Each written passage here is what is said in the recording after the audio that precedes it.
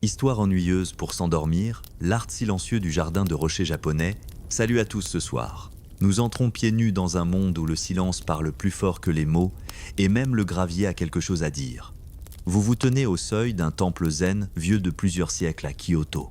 Le soleil est passé sous les toits de tuiles, et l'air est lourd du parfum des aiguilles de pin et de l'eau immobile. Vous l'entendez, le doux crissement d'un râteau en bois, traçant des cercles concentriques autour d'une pierre couverte de mousse. Aucun touriste, aucun pas. Juste ce glissement répétitif et paisible de la méditation gravée dans le gravier. Vous pourriez être tenté de consulter votre téléphone, mais de toute façon, vous ne survivrez probablement pas à la réception Wi-Fi de cet endroit. Alors, avant de vous installer confortablement, prenez un instant pour aimer la vidéo et vous abonner, mais seulement si vous aimez sincèrement ce que je fais ici. Et pendant que vous êtes là, indiquez votre localisation et l'heure locale en commentaire, j'adore toujours savoir d'où vous écoutez. Maintenant, tamisez les lumières, peut être allumé un ventilateur pour ce doux fond sonore et glissons ensemble dans le voyage de ce soir. Vous vous agenouillez au bord du paysage sec, vos doigts effleurant la dalle de pierre fraîche sous vous. Autour de vous, le quart s'ensuit, le jardin montagne et eau sec s'étend comme une mer qui aurait oublié comment bouger. Des lignes de gravier soigneusement tracées forment des vagues qui ne vont nulle part. Les rochers reposent comme des îles à la dérive dans la pensée. Pas une seule fleur, pas une seule touche de verre, et pourtant vous sentez quelque chose éclore ici. Le calme peut être, ou la mémoire. L'art du jardin de pierre japonais n'est pas du jardinage comme votre voisin avec ses pots de tomates l'entend. Pas d'arrosage, pas d'engrais, pas de sécateur. Juste du sable, de la pierre, et quelqu'un comme vous peut être un moine, peut être un serviteur ratissant la terre encore et encore. Ce n'est pas de la paresse, c'est de la précision. C'est de la discipline. C'est un peu obsessionnel, certes, mais c'est aussi profondément intentionnel. Chaque passage du râteau est un acte de dévotion et, ironiquement, un geste d'impermanence contrôlée. Car le vent viendra, la pluie tombera, et demain, vous recommencerez. Les historiens débattent encore pour savoir si les premiers jardins de pierre étaient réellement destinés à la méditation ou s'il s'agissait simplement d'expositions stylisées pour des aristocrates qui ne voulaient pas se baisser pour désherber. Quoi qu'il en soit, dès le XIVe siècle, des temples comme le Ryoanji commencèrent à façonner des paysages entiers faits uniquement de gravier ratissé et de roches soigneusement choisies. Pas de plantes, pas de sentiers, juste de l'abstraction. Si vous cherchez du symbolisme, vous n'êtes pas seul, les chercheurs débattent encore pour savoir si les célèbres 15 pierres du Ryoanji représentent des tigres traversant une rivière, des îles flottantes ou un koan zen que vous n'êtes pas censé comprendre. Et pourtant, l'acte de ratisser lui-même, cela ne fait aucun doute. C'est aussi silencieux que la respiration, et tout aussi essentiel. On ne ratisse pas pour atteindre la perfection. On ratisse pour être présent. Les moines commençaient avant le lever du soleil, pieds nus, parfois en hiver, les doigts engourdis par le froid, traçant des lignes autour des rochers immobiles dans un geste devenu prière. Un trait manqué, une spirale irrégulière, et il fallait recommencer. L'esprit se clarifie, ou peut. Être s'use doucement, s'adoucit. Bien sûr, dans le style typiquement japonais, il existe un mot pour cette simplicité obsessionnelle. Wabi-sabi. La beauté de l'imparfait, l'élégance de l'incomplet. Imaginez expliquer cela à votre perfectionniste intérieur lorsque vous oubliez un coin et que l'on vous dit « parfait ». C'est censé être faux.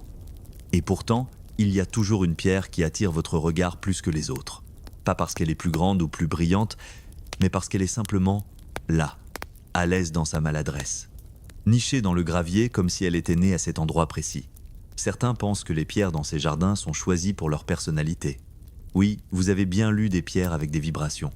Il existe même une théorie esthétique entière appelée Ishiwo Tatru Koto, dresser la pierre. Ce qui sonne comme un mouvement d'arts martiaux mais signifie en réalité passer des heures, voire des jours, à trouver juste le bon angle pour orienter une pierre. Légèrement vers l'ouest, pas tout à fait droite. Juste assez décentré pour sembler éternel. On dit qu'à des époques troublées, comme la période Sengoku, les jardins devenaient des lieux où les généraux venaient marcher pour prendre des décisions. Non pas parce que les pierres murmuraient des réponses, quoique certains l'auraient espéré, mais parce que marcher lentement en silence les aidait à faire taire leur ego, ou du moins à marquer une pause avant de déclarer la guerre. Une anecdote curieuse, certains moines ratissaient leur jardin avant la pluie, pas après. Pourquoi ? Parce que les lignes allaient s'effacer sous l'eau, et que le fait de les tracer pour ensuite les voir se dissoudre faisait partie du processus. Imaginez créer une œuvre d'art sur un tableau blanc, puis tendre volontairement l'effaceur au ciel. Et maintenant, imaginez faire cela chaque jour. Vous changez de position, le silence vous enveloppe, quelque part derrière une cloison en papier de riz, une cloche teinte. Non pas pour réveiller quelqu'un, mais pour lui rappeler qu'il respire encore. Les pierres ne bougent pas, le gravier ne parle pas. Et pourtant, d'une certaine manière, vous vous sentez moins seul en leur compagnie. Votre main flotte maintenant au-dessus du gravier ratissé. Vous ne le touchez pas, vous n'oseriez pas. Il y a ici une forme de révérence qui dépasse la simple politesse. C'est comme chuchoter dans une cathédrale ou marcher à pas feutrés sur une rue enneigée à l'aube. Vous sentez que quelqu'un est passé par là plus tôt. Quelqu'un a tracé précisément cette courbe. Quelqu'un a choisi la position exacte de ces pierres couvertes de mousse, non pas au hasard, ni à la hâte, mais avec une intention qui défie le temps. Les pierres ne sont pas de simples pierres. Ce sont des métaphores, des ancres dans une mer abstraite. Dans de nombreux jardins zen, les pierres représentent des montagnes. D'autres sont censés évoquer des animaux ou même des figures mythologiques accroupies dans le silence. Leur agencement est une forme de récit muet, mais l'histoire change selon chaque regard. Une personne voit une grue et c'est petit, une autre voit un dragon ondulant dans la brume. Vous y voyez tout autre chose, une forme de mouvement figé, comme la photographie d'une pensée. Le gravier autour des pierres coule comme de l'eau, n'est-ce pas? Sauf qu'il ne bouge jamais. Il est ratissé encore et encore en motifs de vagues ou en courants ondulants, et tout cela n'est qu'une illusion. Il n'y a pas d'eau ici. C'est là tout le secret. Le jardin entier murmure « Regarde plus loin ». Vous ne regardez pas seulement une scène, vous regardez en train de regarder. C'est là que la mousse entre en jeu. Oui, la mousse. La rébellion la plus lente, la plus douce du jardin. Tandis que le gravier est balayé et déplacé, la mousse fait sa propre vie, elle rampe en silence, prospérant là où les autres ne peuvent pas. La mousse ne cherche pas l'attention. Elle s'installe. Au fil des décennies, parfois des siècles. Les jardiniers de Kyoto vous diront qu'ils ne peuvent pas faire pousser de la mousse. Ils ne peuvent que créer les conditions propices. Et attendre. Des années. Ou pour toujours. La mousse enseigne la patience, ou la met à l'épreuve. Les historiens débattent encore pour savoir si la mousse faisait partie du design original des jardins zen ou si elle a simplement colonisé le paysage avec le temps. Certains pensent que les premiers jardiniers tentaient de la repousser, d'autres qu'ils se sont simplement résignés en silence. Quoi qu'il en soit, elle est là pour rester, recouvrant les pierres comme du vieux velours, adoucissant les bords autrefois si nets. Et voici une vérité étrange. Dans ces jardins, le vide compte autant parfois plus que les éléments présents. C'est le concept japonais d'espace négatif, de présence par l'absence. C'est ce qui fait respirer le jardin. Ce carré de gravier apparemment vide entre les pierres, il n'est pas vide. Il est possibilité, il est contraste, il est silence, façonné en forme. Votre regard glisse vers le bord lointain du jardin, où une pierre dressée penche légèrement vers la gauche. Elle est plus haute que les autres, plus sombre, plus marquée par le temps. Dans la théorie du design traditionnel, ce serait le shūzeki la pierre principale, l'encre, le protagoniste, et toutes les autres pierres autour, des personnages secondaires. Il y a des règles, vous savez. Enfin, plus ou moins. Comme souvent dans le zen, les règles sont plutôt des énigmes. Une théorie populaire, tirée de vieux manuels de jardinage, affirme que les pierres doivent suivre 3 formes de base, haute et droite, basse et inclinée, ou arquée.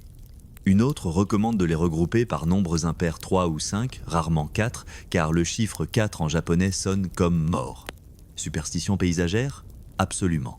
Et pourtant, il se passe quelque chose de plus profond. Certains chercheurs affirment que l'agencement des pierres dans les jardins zen reflète les hiérarchies sociales du Japon médiéval, que la pierre centrale représente un seigneur féodal entouré de ses vassaux, que les sentiers de gravier tracent des lignes d'influence et de pouvoir. D'autres soutiennent l'inverse, que les jardins sont des paysages égalitaires, débarrassés de toute hiérarchie, conçus pour égaliser le regard et apaiser l'âme. Quel que soit votre point de vue, impossible de nier l'équilibre. Le poids visuel, l'asymétrie, une danse subtile entre trop et trop peu. Vous remarquez comment le jardin ne semble jamais surchargé, comment même le plus petit carré de gravier paraît intentionnel. Et puis il y a la vue elle-même. La plupart de ces jardins de pierre n'étaient pas faits pour être traversés, mais contemplés depuis un seul point de vue, bas comme si l'on regardait une peinture. Une nature morte du vide. Une fenêtre sur l'immobilité. Vous êtes assis en tailleur comme les moines autrefois, laissant votre regard vagabonder, mais pas vos pas. Il n'y a ici aucun chemin vers l'avant, seulement vers l'intérieur. Petite note historique insolite. Pendant la période Edo, Il devint à la mode pour les riches marchands de commander des versions miniatures de jardins zen chez eux. Imaginez construire toute une philosophie dans un bac à sable de 5 mètres sur 5 mètres. Certains possédaient même de minuscules râteaux et des pinces pour arranger des cailloux de la taille d'un grain de riz. La spiritualité sur un comptoir. Vous respirez un peu plus profondément. Le parfum du cèdre flotte dans l'air. Un shishi odoshi goutte en bambou, bascule quelque part au loin claque, puis se remplit à nouveau dans le silence. Vos épaules se relâchent. Vous ne vous étiez même pas rendu compte qu'elles étaient tendues. Vous vous souvenez avoir lu un jour que ces jardins servaient souvent de terrain d'entraînement, non pas pour les jardiniers, mais pour les esprits. De la même manière qu'un sabreur s'entraîne à dégainer son épée, un moine s'entraîne à placer une seule pierre, la même, encore et encore. Non pas pour la maîtriser, mais pour ne plus avoir besoin de le faire. Vous clignez lentement des yeux, la lumière s'éteint à présent. Le gravier capte les derniers reflets du crépuscule, comme la lune sur une mer calme. Vous vous laissez aller en arrière, soutenu par votre propre souffle, et laissez le silence vous porter. Le jardin est immobile, mais vous ne l'êtes plus. Vos paupières se ferment un instant, juste assez longtemps pour que le vent se glisse doucement à travers les arbres. Lorsque vous les ouvrez de nouveau, le jardin n'a pas changé, mais le temps, lui, si. Vous n'êtes plus dans le Kyoto d'aujourd'hui. Les toits de tuiles au-dessus de vous sont plus neufs, plus nets. Les robes des moines que vous croisez paraissent plus épaisses, plus richement teintes, et vous entendez au loin le chant grave des sutras derrière des portes coulissantes. C'est la période Muromachi du XIVe au XVIe siècle, une époque où les empereurs perdaient leur emprise, les shoguns resserraient la leur, et où le bouddhisme zen tissait silencieusement sa voix à travers la tapisserie politique du Japon. Tandis que les châteaux s'élevaient et que les daimyos tramaient, quelque chose d'autre prenait forme, quelque chose de discret, de plus calme que le pouvoir. Les jardins, immobiles, figés et pourtant pleins d'intention.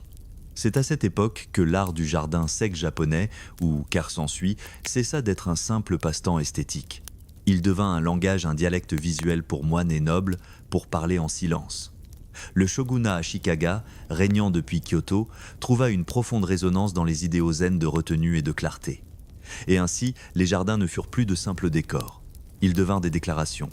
Vous l'imaginez maintenant, un moine zen et un fonctionnaire de cour en visite, agenouillés devant le jardin sec du Ginkakuji, le pavillon d'argent. Aucun mot. Juste des regards glissant sur les pierres, cherchant un sens dans les lignes. Cette roche était-elle censée évoquer le mont Penglai de la mythologie chinoise? Sa position cachait-elle une métaphore politique? L'espace vide entre eux était-il le vrai message? Les historiens débattent encore pour savoir si ces jardins étaient des actes subtils de résistance ou des gestes de diplomatie poétique, s'ils dissimulaient des sous-entendus politiques dans du sable soigneusement dessiné. Mais le contexte est troublant. Alors que la famille impériale déclinait et que les shoguns prenaient le contrôle, les jardins zen devenaient le lieu privilégié des échanges entre élites. Pas dans des salles de guerre. Dans le silence tapissé de mousse. On ne s'attend pas forcément à ce que le design paysager ait des implications politiques, mais souvenez-vous, à une époque où parler trop pouvait vous coûter la tête, les symboles devaient porter le poids des mots. Une pierre mal placée pouvait sembler anodine, mais à un œil averti, elle pouvait évoquer un déséquilibre, ou un défi, ou une soumission. Et voilà à nouveau le paradoxe. Des jardins qui ne changent jamais, mais qui parlent constamment. Mais seuls ceux ayant reçu la bonne éducation pouvaient les comprendre. N'idéalisez pas trop cependant, ce n'était pas que poésie et paix. Beaucoup des premiers bâtisseurs de jardins n'étaient pas des artistes mais des ouvriers. Des gens du peuple chargés de transporter du granit et de ratisser du gravier à l'aube, dans le froid. Et certains des premiers traités sur l'art des jardins comme le Sakuteiki du XIe siècle ou Notes sur la création de jardins n'ont pas été écrits par des moines, mais par des aristocrates. Ces écrits ne disaient pas seulement comment placer les pierres, mais aussi où ne pas les placer, avertissant contre les arrangements qui pourraient fâcher les esprits. Une sorte de feng shui paysager, version japonaise. Vous avancez à présent dans l'un de ces premiers jardins, le Ryoanji peut être ou le Daizenin. Mais vous ne marchez pas dans le jardin. Vous marchez à côté comme cela a toujours été prévu. Les murs de pierre s'élèvent juste assez pour cadrer la vue, forçant le regard à rester bas. Le jardin lui-même, intouché, toujours observé, jamais troublé. C'est comme un théâtre, mais vous n'êtes pas l'acteur. Vous êtes le spectateur. Et la pièce ne se termine jamais.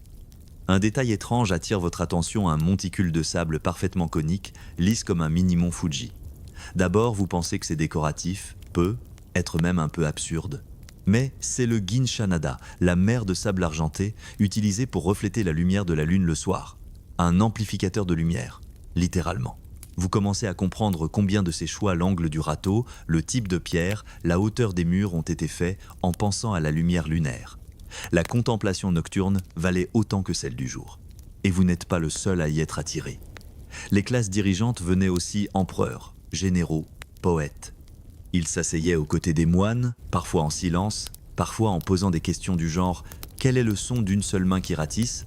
Bon, peu, être pas exactement celle-là, moi presque. » Il existe une histoire célèbre peu, être apocryphe, mais trop parfaite pour être ignorée, où un seigneur de guerre aurait demandé à un moine pourquoi son jardin ne comportait aucune plante. Le moine répondit « Parce qu'il est déjà plein. » Plein de quoi ? De tout ce que vous ne regardez pas.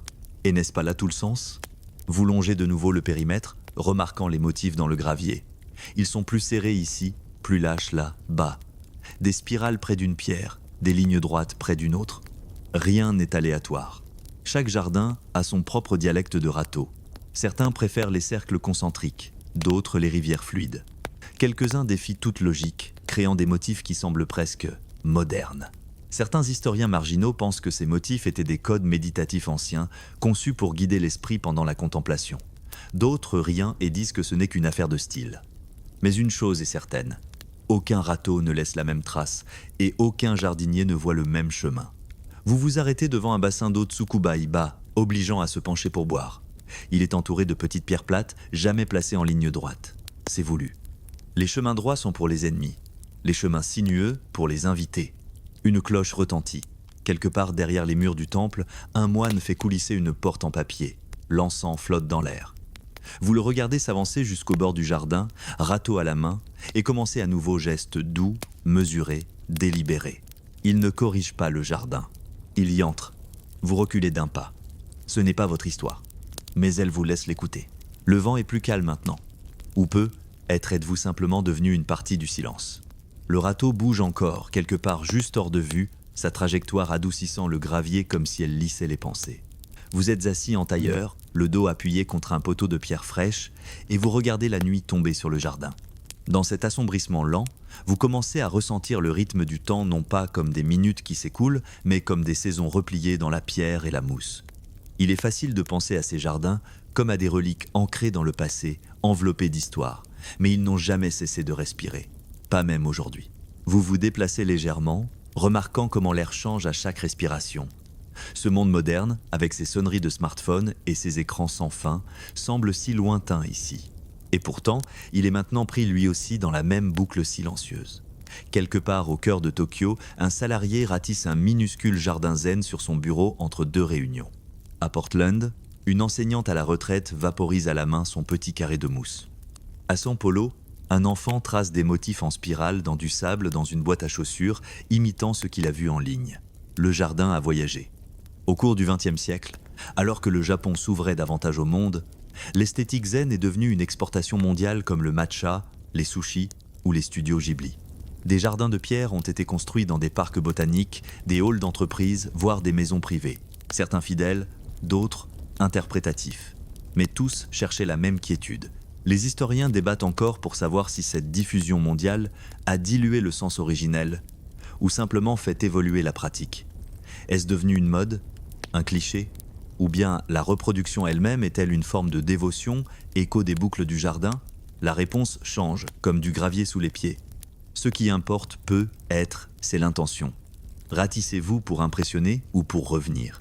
À Kyoto, les anciens maîtres s'entraînent encore. Pas dans des universités, mais par apprentissage balayé, taillé, déplacer des pierres jour après jour pendant des années avant d'avoir le droit de toucher au râteau dans un site historique. Ils apprennent quand ne pas ratisser, quand laisser une feuille à sa place, quand reconnaître qu'une pierre est fatiguée d'être déplacée. Et puis, il y a les jardins que vous ne voyez pas, cachés derrière des temples, accessibles uniquement sur invitation.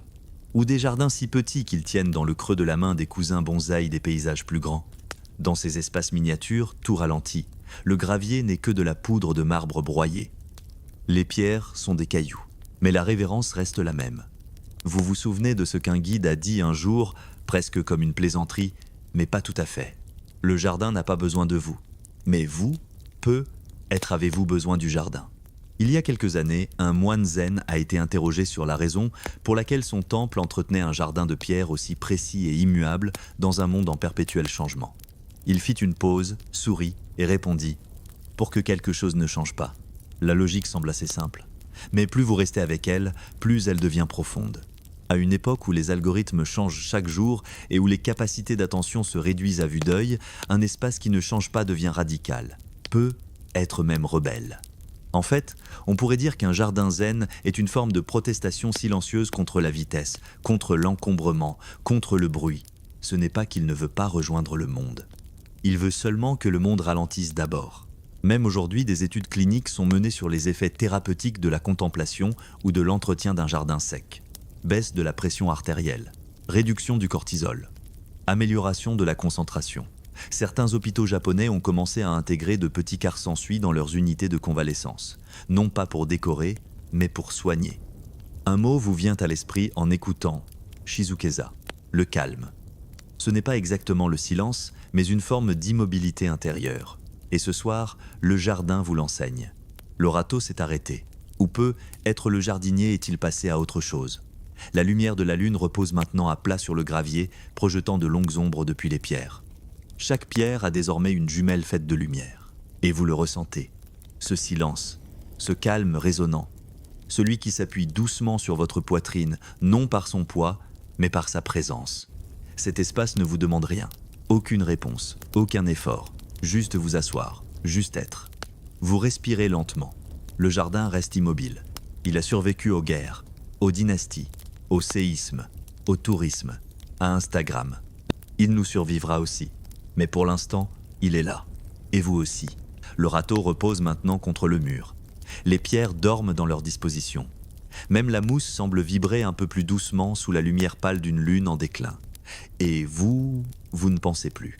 Vous observez, vous respirez. Ce soir, vous avez traversé les siècles. À travers la fumée d'encens et les portes de temple. À travers les tempêtes de pensée et le silence du gravier. Et tout cela sans faire un seul pas. C'est ça. La magie de cet endroit, il vous maintient immobile, non par des chaînes, mais par le calme. Laissez vos yeux se détendre maintenant. Il n'est pas nécessaire de se souvenir des motifs, pas besoin d'analyser les groupes de pierres ou de chercher ce que signifiait le gravier.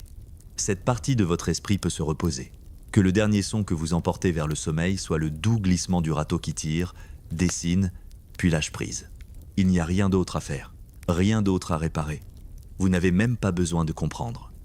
Le jardin ne vous le demande pas. Ce qu'il offre doucement, sans pression, c'est la possibilité de faire une pause, de ressentir, de ne pas ressentir, d'exister, comme une pierre dans le sable, solide mais sereine, placée mais libre, vue mais jamais forcée. Alors ce soir, vous laissez la quiétude s'installer. Laissez le silence descendre un peu plus profondément. Laissez les formes se brouiller et se fondre jusqu'à ce qu'elles deviennent les contours de vos rêves. Le jardin demeure. Il n'a pas besoin d'être entretenu. Mais il vous remercie de l'avoir regardé.